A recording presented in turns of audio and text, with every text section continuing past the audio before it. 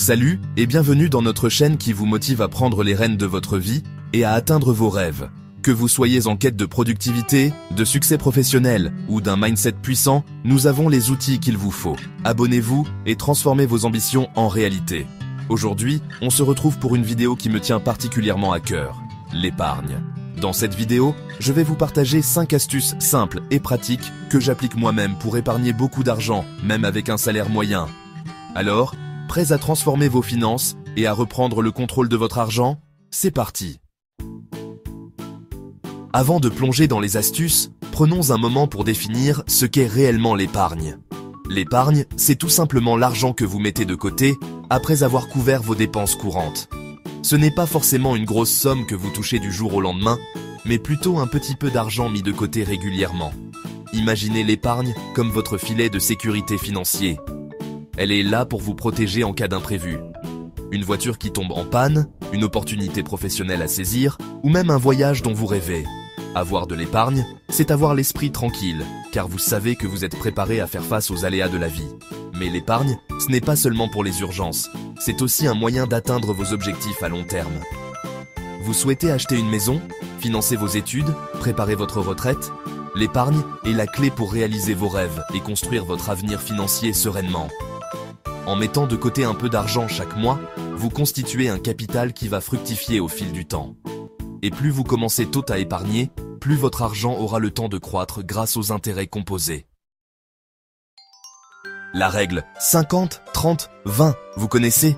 C'est une méthode de gestion de budget qui a fait ses preuves et qui est adoptée par de nombreuses personnes à travers le monde.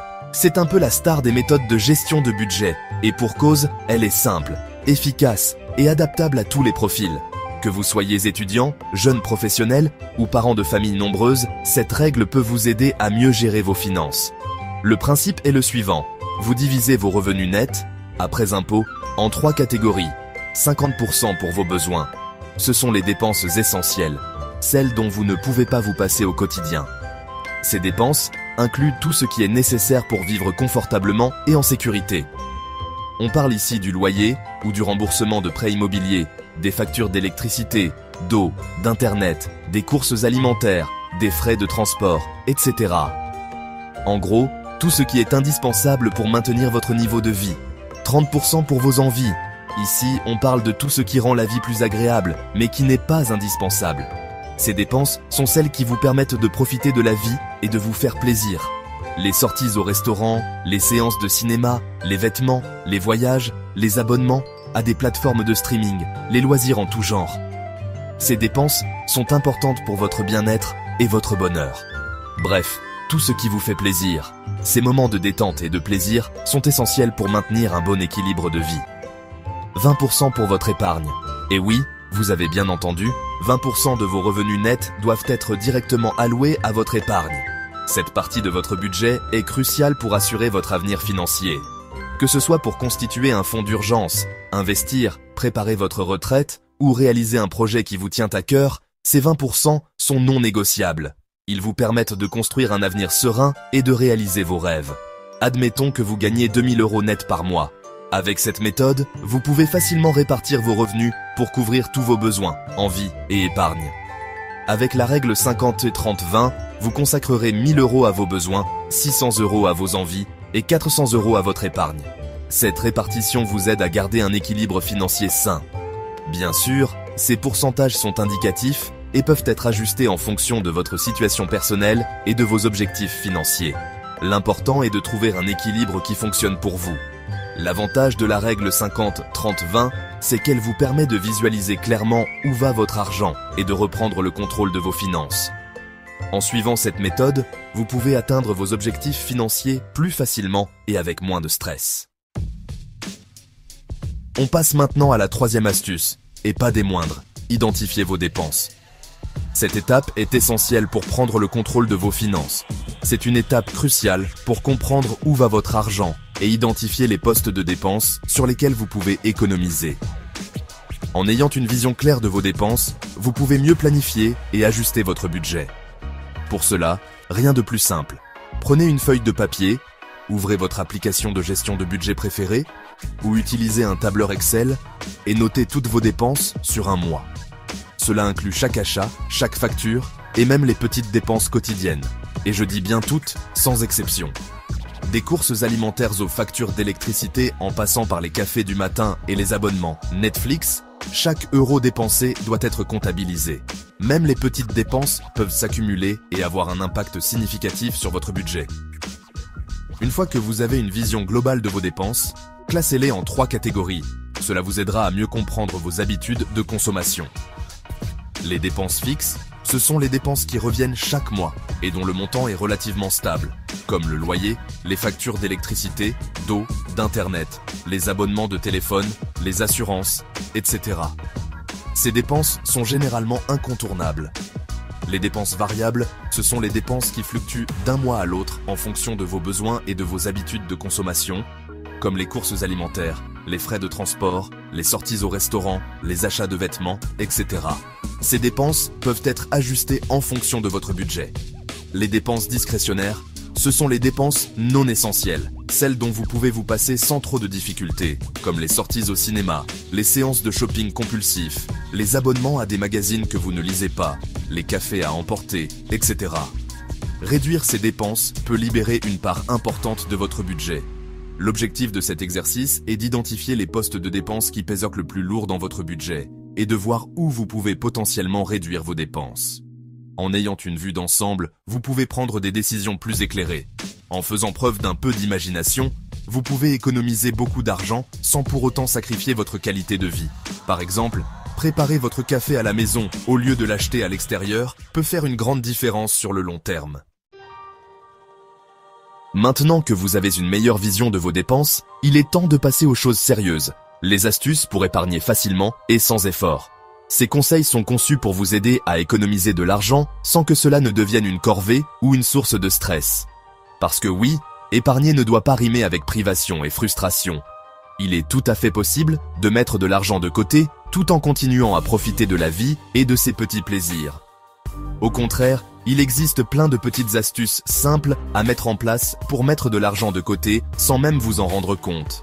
Ces astuces peuvent transformer votre approche de l'épargne et rendre le processus beaucoup plus agréable.